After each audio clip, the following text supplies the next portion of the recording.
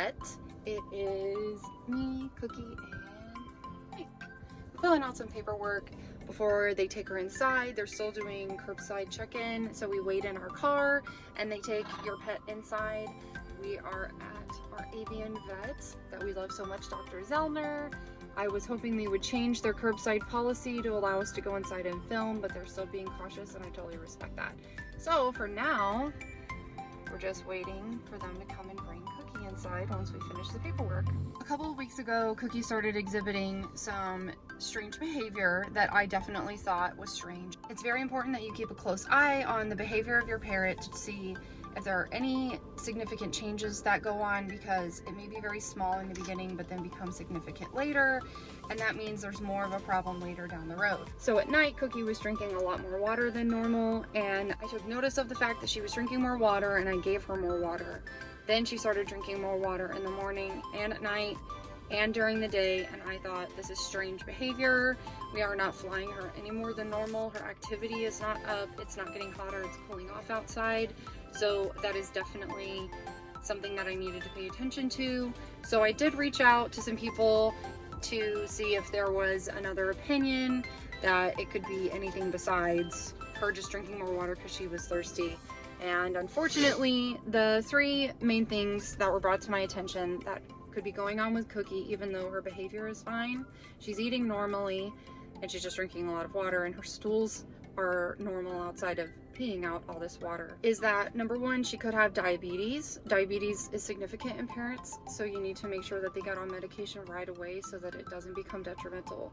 It could also be metal toxicity. I was cautious about all the toys that we purchased, that they didn't have any metal coating, galvanized coating, zinc coating on top of the chain. The chain on Cookie's swing that's in our kitchen is a regular stainless steel chain. I was very specific about picking that out. So if there was another issue with metal toxicity, it would be through, I guess, her food. I'm not even really sure how she would get that. And then the third option would be that she has crazy hormones, which would also be exhibited through her behavior. A lot of hormonal behavior, if you just want to use your imagination. We are here to see Dr. Zellner today so that we can get her professional opinion. I'm hoping that Cookie behaves for them today, so we brought our trusty pine nuts, and I'm going to give them a few tips to getting her out of her cage, so fingers crossed.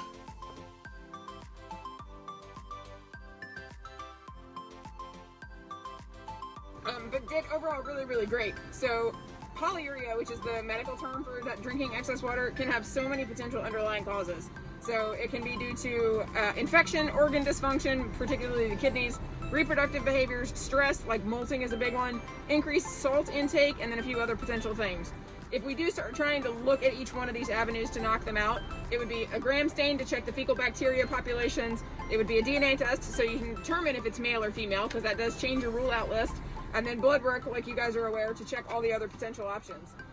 She did pass a very large watery stool in there, but the content of it was fairly normal. It was a large urine portion, but the fecal portion was normal, and she is molting heavily right now. She got blood feathers all over the place, which is very stressful and can cause increased water intake as well. Okay. So from a physical exam standpoint, she's bright, she's alert, she's an appropriate body weight. Overall, looks fantastic. The other things that were mentioned in the questionnaire is that you use corncob bedding. I personally am not a fan. It's got We switched from that. Fantastic. Yeah. I would go for something that's based on recycled paper, or even non-recycled but paper-based, something that's more absorbent and less likely to grow mold and fungus. And then, let's see, I'm reading upside down, bear with me. And then just molting like a champ. So bathe her at least once a week. Her feather quality is absolutely fantastic. Yeah. So she's got a few remaining stress bars right on the lower part of her belly near her vent. But those are, that's previous. Those are likely gonna molt out now that she's been with you guys for a year.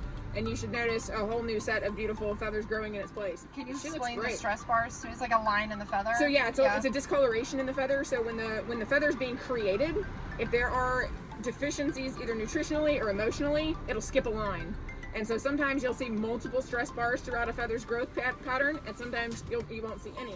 Okay. And when that happens, it makes the feather look a different color at that spot. But if you hold it against a white background like this piece of paper, you'll actually be able to see through that. Okay. Because it's a defect in the feather formation, just like your fingernails. When your fingernails are growing out, if you do not have adequate nutrition, it'll form lines across the growth of the keratin. It's the same thing with the feathers, but they're very few. And like I said, just a few on her lower belly. Wings look great. Shoulders and outside of the wings look great. Leg feathers look great. Head feathers are gorgeous. I mean, it's a great looking bird. Yeah. Great looking bird. I did go ahead and put together the full estimate if you guys decide to move forward with doing any of the lab tests.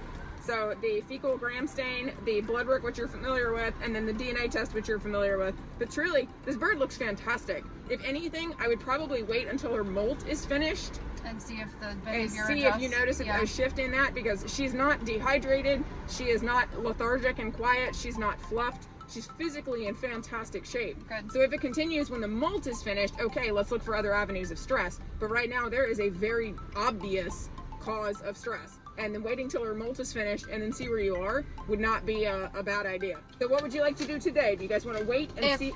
I mean, I would be more comfortable waiting No just problem. to not put her through any unnecessary procedure. No problem. I know the blood work is always good to have. Okay, cool. So then we just had the office visit today and the nail trim. Okay. Okay? Yep. How's her beak looking? Beak looks great. I smoothed the excess keratin flaking on the sides, but that's normal. It's just very long, and I was like, oh. It's normal for that species. Okay. Very normal. She had a small chip in the lower tip on the Okay. left side, smoothed that out and made it nice and symmetric again, but that beak looks great. What do you think about her band? It's just sort of there. So in general, as far as leg bands go, because they cannot actually be used for identification purposes, we typically recommend removing them. They can get hung up on toys. Birds can hang themselves from their leg bands, so that's usually one of the first things we do is we recommend removal.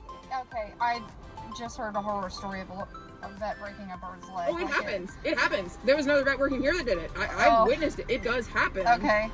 I knock on something. It hasn't happened to me, Yeah. and we do try to make sure that that doesn't. But that is a real thing. If you put torque in the wrong direction, and it happens when people try to do it at home too. Yeah, I bet. Yeah. Okay, so is that like expensive for us to have you do that? I think it's $16 or $17. Do you want to have it taken off?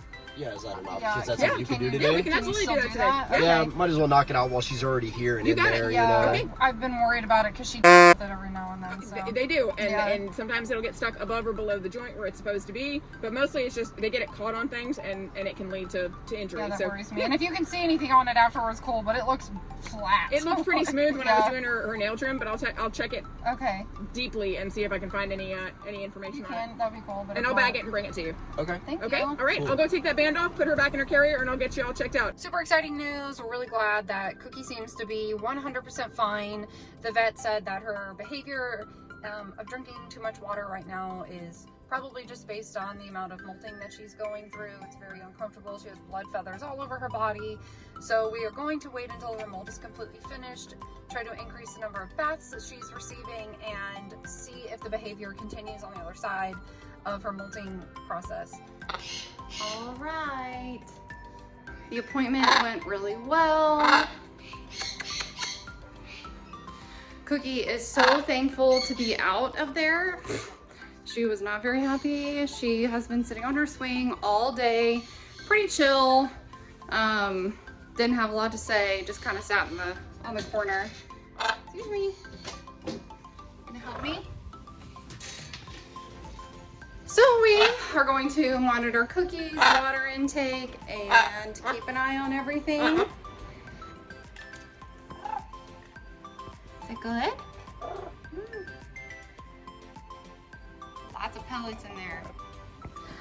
As always, guys, thanks so much for watching. We always appreciate you tuning in. We hope that this has been educational for those of you who have parrots, and, well, for those of you that don't as well. I want to try to help as many people through the information that I put on this channel and educate you as I'm being educated along the way in our process of bird ownership.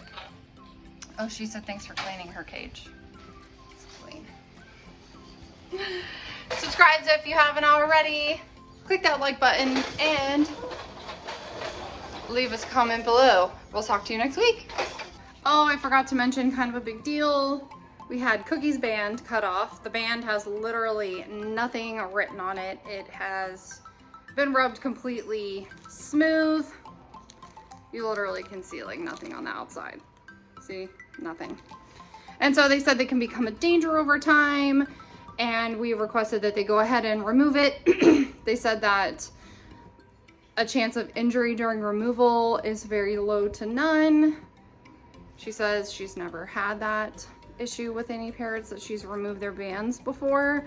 helpful for identification, but otherwise can be a danger to the parrot.